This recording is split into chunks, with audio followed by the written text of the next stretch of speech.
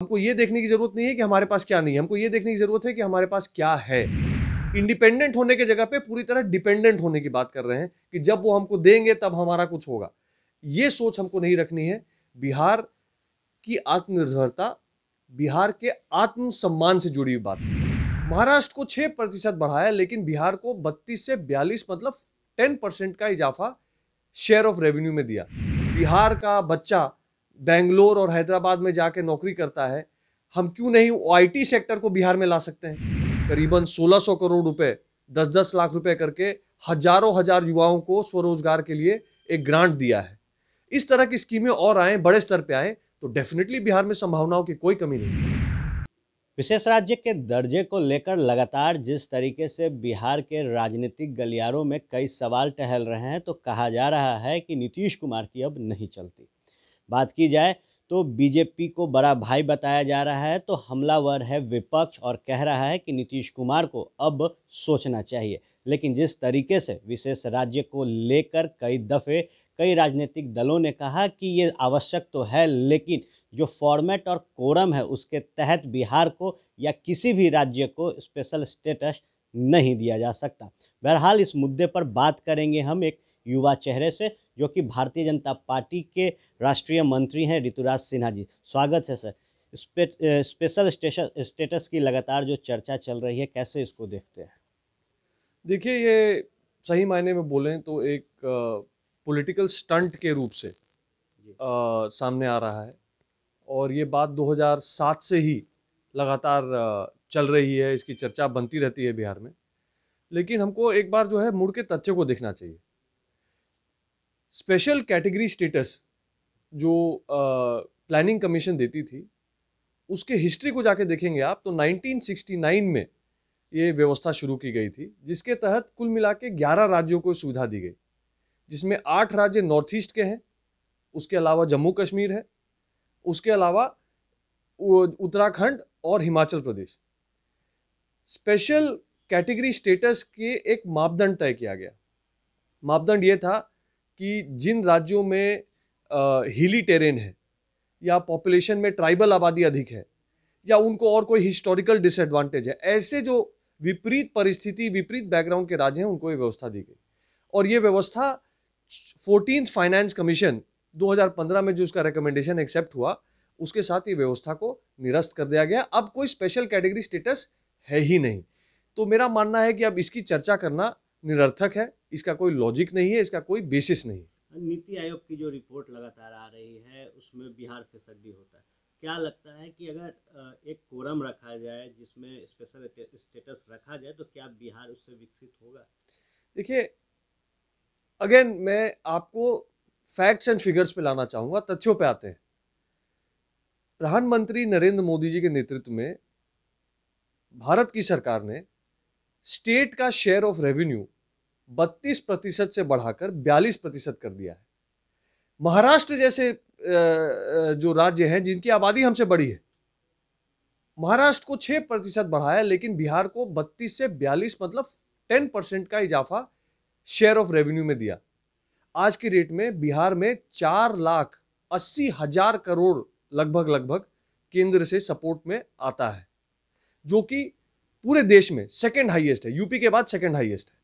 तो बिहार को पूरा सपोर्ट केंद्र की सरकार कर रही है, इसमें कोई डिस्प्यूट ही नहीं है, इसमें कोई डिबेट नहीं हो सकती। और बची बात स्टेट को फिसड्डी होने की, स्टेट को आगे बढ़ने की, तो हमारा कॉल, भारतीय जनता पार्टी का कॉल आत्मनिर्भरता का है। आत्मनिर्भर बिहार का एजेंडा लेके हमने मैनिफेस्टो लॉन्च किया था, जिस मुद्दे पे हम चुनाव लड़े हैं। हमको लगता है कि कहीं ना कहीं हमको अपने आप में इंट्रोस्पेक्शन की जरूरत है, हमको अपने आप में झांक के देखना चाहिए कि हम और क्या कर सकते हैं, क्योंकि केंद्र तो अपने तरफ से पूरा कर रही है। विशेष राज्य के दर्जे के अलावा क्या बिहार विकसित हो सकता है? देखिए, बिहार में विकास की अपार संभावनाएं हैं। बिहार का सबसे बड़ा जो कैपिटल है वो है दो। एक, बिहार की धरती, जो कि सबसे फर्टाइल गैंजेटिक प्लेन है। Agriculture economy, agriculture based economy, dairy based economy के लिए, फिशरी बेस्ड इकोनॉमी के लिए बिहार अपने आप में एक बहुत सुनहरा अवसर रखता है। दूसरा, बिहार का जो युवा है, बिहार यंगेस्ट स्टेट है, यहाँ पे अगर हम युवाओं को एम्पावर करें, युवाओं को हम स्वरोजगार की ओर ले जाएं और रोजगार दाता बनाने के लिए प्रयास करें, जैसा कि अभी हम लोगों ने देखा मुख्यमंत्री जी और माननीय इंडस्ट्री मिनिस्टर शहनवाज हुसैन जी ने करीबन 1600 करोड़ रुपए 10-10 लाख रुपए करके हजारों हजार युवाओं को स्वरोजगार के लिए एक ग्रांट दिया है। इस तरह की स्कीमें और आए, बड़े स्तर पे आए, तो डेफिनेटली बिहार में संभावनाओं की कोई कमी नहीं। क्या लगता है कि जो आरोप विपक्ष लगाते हैं बिहार में वाकई विकास उस मायने में नहीं हुआ जितना सहयोग केंद्र ने किया? देखिए, मेरा मानना है कि एज ए लीडर हमको जो है अपनी परिस्थिति को पहचान कर और उसमें क्या आगे हम कर सकते हैं, हमारे ऊपर क्या जिम्मेवारी है, हमारे ऊपर क्या अकाउंटेबिलिटी बनती है, इसको सोचने की जरूरत है। क्योंकि कहीं ना कहीं केंद्र की सरकार हो या बाकी व्यवस्था हो, एक हद तक मदद आएगी। अगर हम पूरी तरह से उस पर निर्भर हो जाएंगे तो ये तो आत्मनिर्भरता का विपरीत हो गया। हम इंडिपेंडेंट होने की जगह पे पूरी तरह डिपेंडेंट होने की बात कर रहे हैं कि जब वो हमको देंगे तब हमारा कुछ होगा। ये सोच हमको नहीं रखनी है। बिहार की आत्मनिर्भरता बिहार के आत्मसम्मान से जुड़ी हुई बात है। अगर आत्मसम्मान की बात है तो हमको आत्मनिर्भर होकर दिखाना पड़ेगा और वो ऊर्जा यहीं से बिहार की धरती से जगेगी। आप एक सफल एंटरप्रेन्योर हैं, कैसे देखते हैं कि किस सेक्टर में बिहार को सबसे ज़्यादा काम करने की आवश्यकता है अगर स्पेशल स्टेटस से हटकर काम किया जाए? देखिए, बिहार में एग्री बेस्ड इकोनॉमी बनाने की ज़रूरत है। दुनिया में कई से ऐसे उदाहरण हैं जो कम्प्लीटली एग्रीकल्चर बेस्ड इकोनॉमी चलती हैं। बहुत कम लोगों को ध्यान होगा, न्यूजीलैंड और स्विट्जरलैंड जैसी इकोनॉमीज जो हैं एग्री बेस्ड और डेयरी बेस्ड इकोनॉमीज हैं। बिहार में भी हमको ये देखने की जरूरत नहीं है कि हमारे पास क्या नहीं है, हमको ये देखने की जरूरत है कि हमारे पास क्या है। उसके आधार पर अगर हम बनाएं तो हम agri based economy, fishery based economy, dairy based economy, ये सारी चीज़ों को लेके हम आगे बढ़ सकते हैं। और उसके अलावा बिहार में टूरिज्म की अपार संभावना है, एजुकेशन सेक्टर की अपार संभावना है। बिहार का बच्चा बेंगलोर और हैदराबाद में जाके नौकरी करता है, हम क्यों नहीं आईटी सेक्टर को बिहार में ला सकते हैं?